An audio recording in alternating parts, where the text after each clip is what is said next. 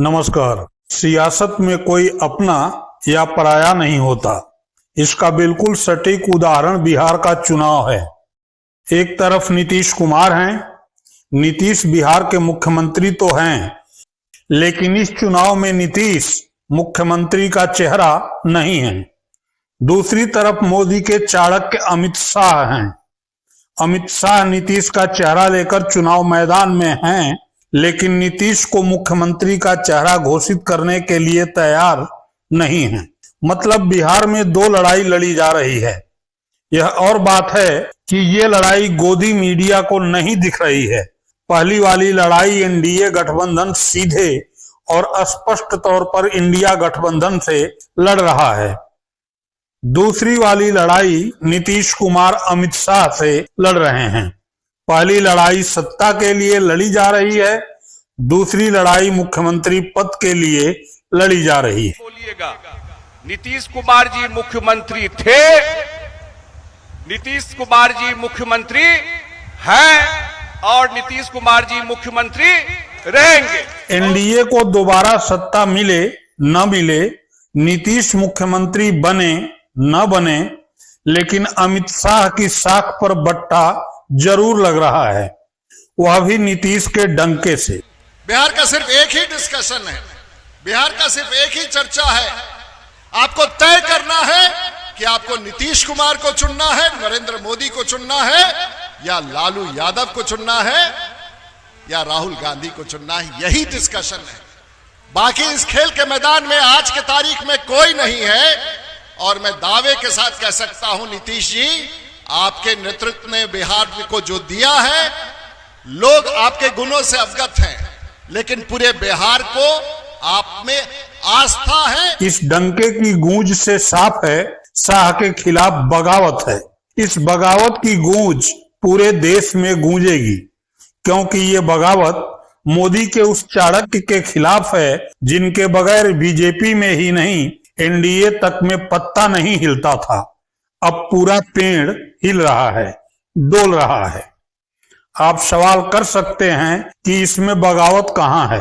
अमित शाह की साख पर बट्टा लगने का सवाल कहां उठता है। तो जवाब को ठीक से समझने के लिए शाह का ये ऑडियो सुनिए। मैं भला कौन होता हूं किसी को मुख्यमंत्री बनाने वाला। इतनी सारी पार्टियों का गठबंधन है, चुनाव के बाद जब बैठेंगे सभी दल, विधायक दल के नेता बैठेंगे और अपना नेता तय कर लेंगे। अमित शाह ने ये बात कि चुनाव परिणाम के बाद गठबंधन दल और उनके विधायक तय करेंगे कि मुख्यमंत्री कौन होगा, तब कही थी जब उनसे पूछा गया था कि क्या आप नीतीश को मुख्यमंत्री का चेहरा बना रहे हैं। अमित शाह ने इसे नियम की मोटी लकीर खींचते हुए सिरे से खारिज कर दिया था। अब अमित शाह की उसी लकीर को मिटाने के लिए खुले मंच से चुनावी सभाओं में ये नारा जोरों से लगाया जा रहा है कि नीतीश बिहार के मुख्यमंत्री थे, नीतीश मुख्यमंत्री हैं, नीतीश ही मुख्यमंत्री रहेंगे। और पूरे बिहार में यह संवाद जाए, पूरे देश में यह संवाद जाए, नीतीश कुमार बिहार के मुख्यमंत्री थे, बिहार के मुख्यमंत्री हैं और बिहार के मुख्यमंत्री रहेंगे। फिर से एक बार बोलिए, नीतीश कुमार बिहार के मुख्यमंत्री, बिहार के मुख्यमंत्री और बिहार के मुख्यमंत्री। अब सवाल यह है कि नीतीश के नाम पर बज रहे इस डंके की गूंज में खुद की साख पर लग रहे बट्टे पर अमित शाह मौन क्यों हैं, और वह है कौन जो शाह की साख के समूचे पेड़ को हिला रहा है। दरअसल अमित शाह शुरू से बीजेपी और एनडीए में अपनी मनमानी को थोपते आ रहे हैं और इसे ही मोदी जी चाणक्य नीति समझते हैं। अमित शाह ने इसी नीति के तहत यूपी में केशव प्रसाद मौर्य तो महाराष्ट्र में एकनाथ शिंदे को थोपना चाहा, लेकिन योगी और फडणवीस के सामने एक न चली। बिहार में भी अमित शाह नित्यानंद राय को थोपना चाहते हैं और यहां विरोध की कमान राजीव प्रताप रूढ़ी ने संभाल ली है। ये वही रूढ़ी हैं जो अटल बिहारी वाजपेयी की सरकार में नागरिक उड्डयन मंत्रालय में राज्य मंत्री थे। यह मंत्रालय रूढ़ी का पेशागत मंत्रालय है, क्योंकि रूढ़ी पेशे से पायलट हैं।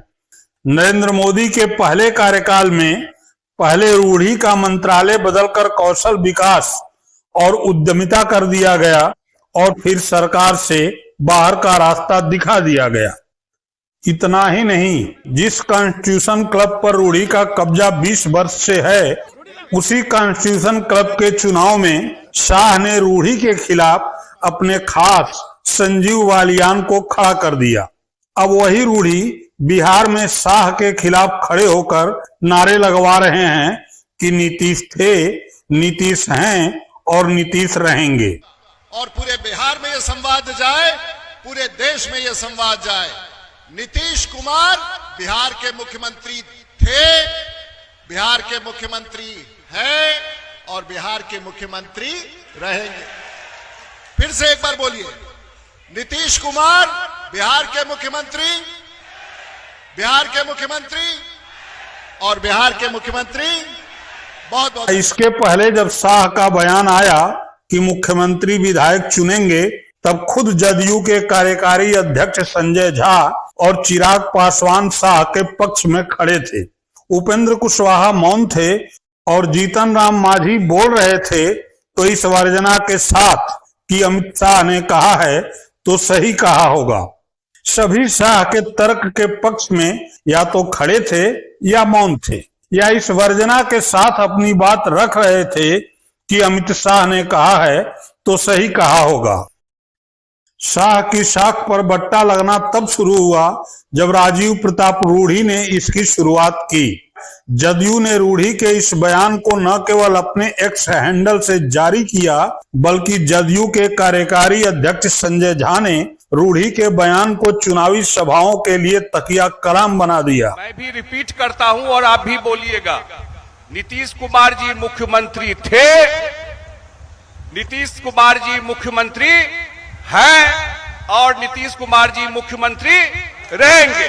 बहुत बहुत। रूढ़ी को देख उपेंद्र कुशवाहा भी मौन से मुखर हो गए। कई बार मीडिया के बंधु पूछते रहते हैं कि बिहार का अगला मुख्यमंत्री इस चुनाव के बाद कौन बनेगा। मैं हाथ जोड़कर प्रार्थना करना चाहता हूं मीडिया के बंधुओं से भी, कृपा करके यह सवाल बिल्कुल मत पूछिएगा। नीतीश कुमार जी बिहार के मुख्यमंत्री थे, नीतीश कुमार जी बिहार के मुख्यमंत्री हैं और नीतीश कुमार जी बिहार के मुख्यमंत्री रहेंगे। इसमें कोई कंफ्यूजन की बात नहीं है, कहीं से कोई कंफ्यूजन की बात नहीं है। 100% जिस तरह से प्रत्येक दिन पूरब में सूरज का उगना निश्चित है, वैसे ही नीतीश कुमार का फिर से बिहार का मुख्यमंत्री बनना निश्चित है। रह गए तो अमित शाह को मालूम है कि अगर इस वक्त पर उन्होंने बात बढ़ाई तो बात गुजराती बनाम बिहारी तक जाएगी और तब रही सही साख भी नहीं बचेगी। साख बचाने के लिए अमित शाह दाएं बाएं बोल रहे हैं, बता रहे हैं कि न तो केंद्र में वैकेंसी खाली है, न बिहार में वैकेंसी खाली है। वह कहना तो यही चाह रहे हैं कि नीतीश कुमार ही रहेंगे, लेकिन कह नहीं पा रहे हैं। अपनी आदत से बाज नहीं आने वाले अमित शाह अब भी इस मुद्दे को गोल गोल घुमा रहे हैं। सीएम या पीएम कोई भी सीट खाली नहीं है, यहां नीतीश कुमार जी है, वहां मोदी जी है। आपके लिए सीटें खाली नहीं है।